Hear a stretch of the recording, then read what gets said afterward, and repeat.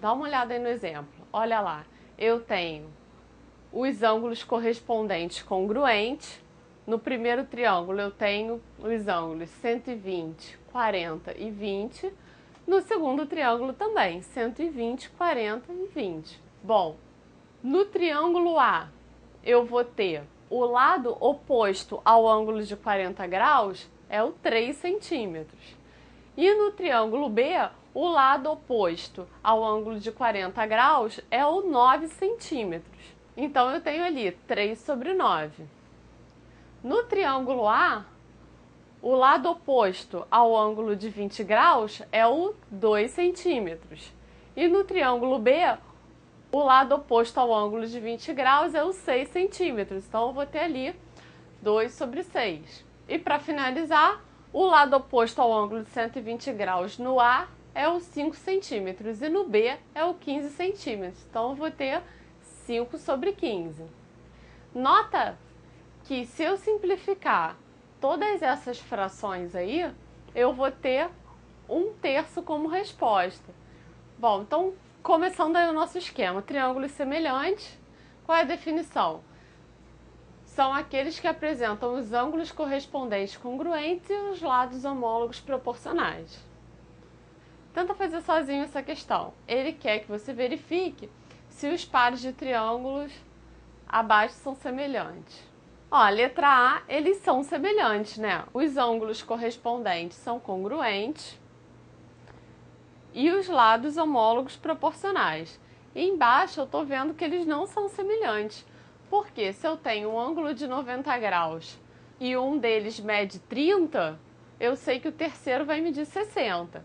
E no segundo triângulo, no triângulo PQR, eu tenho um ângulo de 90 e um deles mede 45. Então o outro só pode medir 45.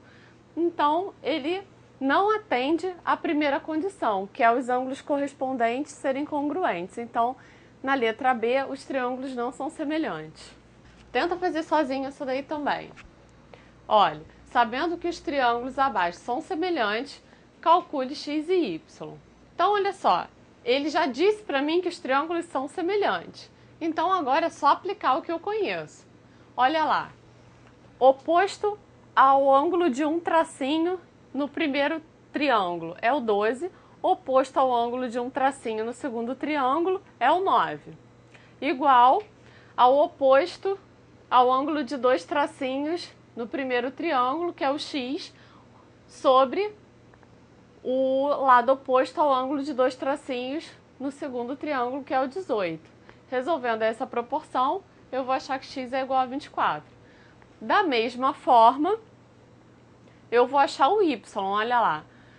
12 sobre 9 são os lados que são opostos aos ângulos de um tracinho. E 18 e y são os lados opostos aos ângulos de 3 tracinhos. 18 sobre y. Achando aí o valor de y, eu vou ter 27 sobre 2.